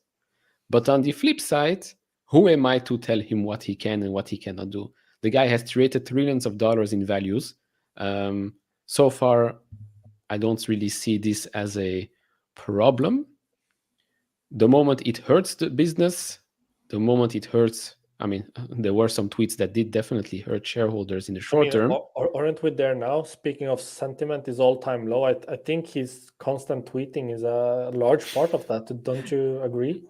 Like, really, like I made a lot of questions considering, okay, what can make the biggest catalyst for the stock? And a lot of people wrote, Elon, stop tweeting. Yeah, but that's the people that live on X. It's not the people that live in the actual world outside. At the end of the day, also, I mean, that's just me personally. The majority of things that he says, the majority, not all, I agree with. And I think that he's a person of power, especially in the United States, where he does have a lot of, let's say, pressure that comes on specific things that probably needed to be changed quite some years ago. Then again, he's CEO of Tesla, SpaceX, and Twitter. Maybe he's not a politician, so maybe he should not be saying anything. But then again, why shouldn't he? If a celebrity from Hollywood has the right to influence people's votes, why shouldn't the most influential person on the planet say something? But then again, I mean, that's the thing. If you invest in Tesla, you get Elon Musk. Yeah. Oh my God, guys. I just imagine everything you just described at the end there. It's literally Alex Karp, and I'm praising Karp every day for standing up for Western values. Imagine if Karp had Twitter. Oh my God. The thing is, I'm sure he has as an anonymous account. He has Alex Karp's burner. Maybe he's Alex Karp's hair. No, Carpe diem, 69 for 20. Or Midwest cannabis. We don't know. Okay. Look, but the thing is that actually Karp is very political, but he says it in a very poetic way, and it somehow like doesn't get the same knife in the back reaction when he says it. But if you actually look at his speeches, like he talks about illegal immigration, he talks about like many controversial things. It's just he does it in a very subtle, I don't know, like you talk about Karp? Yeah. Okay, but that's what I said to Arny when we talked. Is Karp is selling not direct to consumer, meaning us. Karp is selling to governments, to big companies, stuff like that. Less of an issue than when you sell products to John and Smith and whatever. But even though Model Y was still the best-selling car worldwide last year, and Elon didn't start tweeting this year. He started tweeting for quite a while. Yeah, and I saw a video by Farzad that really made me think, where he said that, like it somehow historically it's been Democrats that have been buying EVs, and then somehow like Republicans have been more like held off on EVs. And he's actually like tweeting on a lot of like Republican topics, which I think makes a lot of Republicans go into like, yeah, I like this Elon guy. Okay, what is, and I think that he's actually creating a lot of new markets for Tesla, and I don't see a lot of people. Yeah, I mean, I saw that, but at the end of the day, if you want to buy a car, your decision should be based on the best car at the best price, not who is the CEO of that company, and did he tweet something that I might be offended by, because everything that I don't agree with, I get offended by. That's how normal people think, but we all know that there is some ridiculous. Plus, it doesn't help when the president of the country he's in doesn't acknowledge the fact that his company exists when talking about EVs and renewable energy. I mean, it gets ridiculous at this point, right? You create a meeting of EV leaders and you don't invite Tesla. I mean, what the F? I think we can understand why he's frustrated. Yeah, but isn't that evidence of, as you mentioned, it hurting the shareholder? Because if he wouldn't be tweeting constantly, he would be probably. He wasn't at that time. When he wasn't invited to this White House, he hasn't bought 22? Twitter yet. Yeah, he was still in God mode, not he was the ruiner of the brand. And remember, when he tried to get out of the X deal, they didn't want him to get out of the X deal. And the same judge, now, the same judge who took the 50 billion pay away. Guys, I would underscore one thing that, in my opinion, is simple, yet more than crucial in understanding actually also the behavior of Musk. Obviously, here we don't know for sure, but imagine it is you who you didn't create the company, but essentially you created almost all the value of the company. You were supposed to receive a huge package for achieving a mission which is considered above impossible. Okay, and now you don't neither have the certainty to get that reward. Now, how much motivated would you be in actually pushing on Tesla right now? Frankly, I would not be. So this to say that probably there is also this component that makes Musk, obviously he works on Tesla on the inner side, but on the outside, he is not interested in actually pushing, knowing that he knows he can actually push the company when he wants, because so far there is no incentive for him to actually push on X to be like a pro Tesla guy right now. I'm pretty sure that he's getting the same package and then some from the minute the board can do something about it. I mean, I'm sure the board. I also think that if we're talking about Elon Musk, I think he's, rather than just being like, fuck this, then I think he's rather like in revenge mode, because he knows that his credibility comes from getting Tesla to where it is today. So if he wants to increase that credibility and that influence, he needs to take Tesla to newer heights. So I would rather think that he's more motivated by this, like the more hardships prove people wrong. Yeah, exactly. I think he's rather in revenge mode than being unmotivated to do something. In my opinion, he needs first a new package. Once he receives the new package, we see Elon in a full revenge. But that will take probably until the end of this year, with the appeal.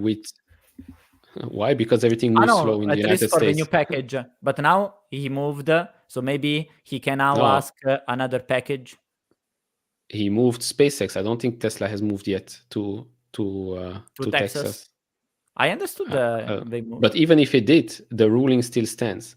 Plus, there is also the pay for the lawyers that they want $6 billion in Tesla shares, $288,000 an hour. Like, what the F is that? I mean, the package for Elon is not good, but the package for the lawyer is great. Yeah, for shareholders, that's awesome.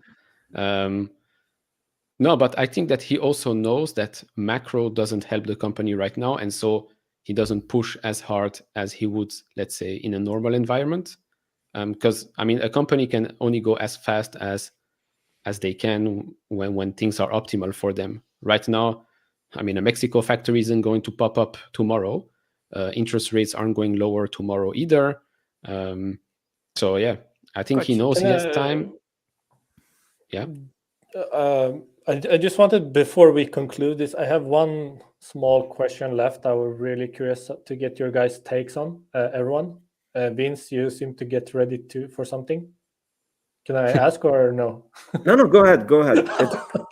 He's like, I'm like, oh, sorry. Sorry. Okay. No, my question, because I don't have a lot of understanding in Tesla. My question is, what's happening with the recent AI chip? I forgot the name. The Dojo? The Dojo. Like, the market had some sort of idea what Musk was going to do with Dojo, but in the recent earnings report, I think he mentioned that they're like abandoning it or something like that. So what's the deal with the Dojo, and what can we expect from that in the future? There is one analyst, Adam Jonas. He puts out a note, I think, every 2 days at this point. It's becoming a blog less than an analyst note. I think today he even put out a note at Tesla and Bitcoin price or something like that. He had one projection where Dojo is $100 billion or something like that. But even Elon itself, he said, I think this earnings call in the last one or two before that, can't remember, that it's still a long shot. If it succeeds, it could be $100 billion business. But right now it's still a long shot. That's also why they're heavily relying on the NVIDIA GPU clusters. What's the idea of what's the use case? Dojo? Like the idea? How Tesla would sell Dojo for what? What kind of is service? It for internal use? It's for internal sale? Plus they could license FSD, license other technologies, which is also something he mentioned in the earnings call. Isn't Dojo like AI training, like a tool to yes. either infer or like which is why they have NVIDIA right now, because their thing doesn't quite work as well. Yeah. Okay, cool. We can continue this conversation on the next episode of Dragon Boat. Exactly. So is there anything you guys want to say in closing? Clueless Tesla weekly. I have no idea. Let's try to understand this company from that. But this is the sentiment. Nobody has any idea. Nobody has. Look, just before we started, as Vince shared the tweet, we received a comment like, oh, none of you knows enough of Tesla. You pretend to be experts. Like, none of you is experts. Like, that's exactly the point. Like, we are, Coach is more expert than us, but I think we suffered from having understood the strength of a company, but we missed that as an investment. That's why we made well on Palantir, but we actually see an opportunity emerging with Tesla. So it seems, at least on my side, we are getting a second chance. So in order to rationalize why it could be a second chance, or actually understand, okay, maybe it is not, it's just a flop. That's why the four of us are discussing without the presumption we are the expert, because we are not. Coach, maybe, yes.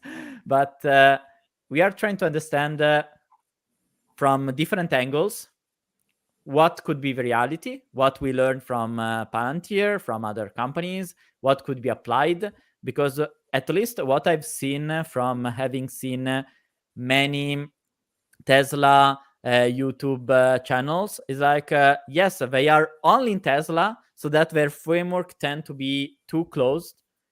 And let's be frank, I think there is a failure from most Tesla proponents not understanding that what is happening right now was completely not expected, which could have been somehow expected. So we are coming from as outsiders, trying to understand, okay, what are the information that truly matter? Because yes, FSD, all this stuff are very cool, but you need to really contextualize in the financials compared with expectations for that, so that a stock becomes actually a good investment. What a stupid comment he wrote. Which one? This when are we getting Tesla? No. on the post that Arny said, none of us are Tesla experts. No Look, offense.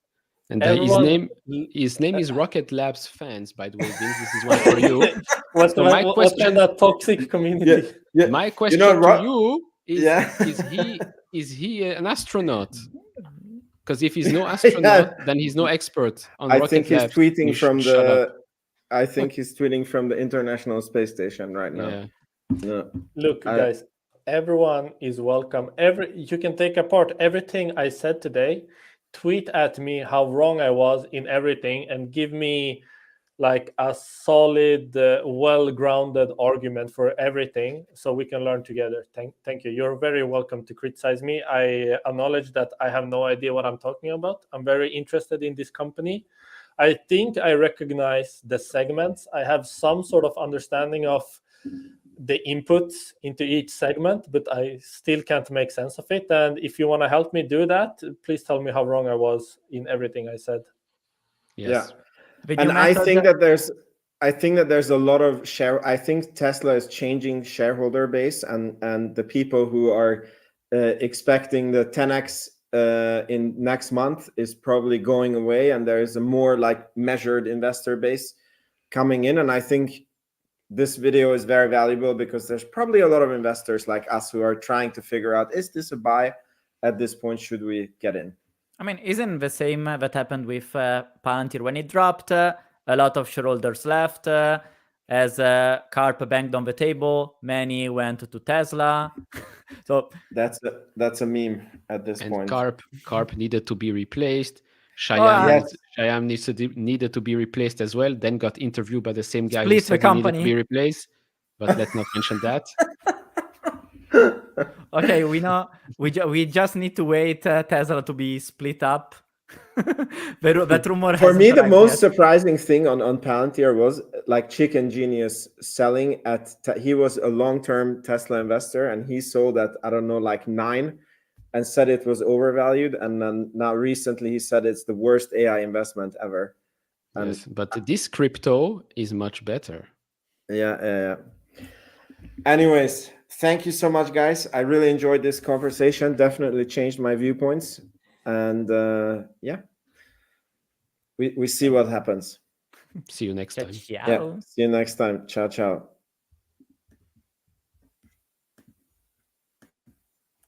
How's it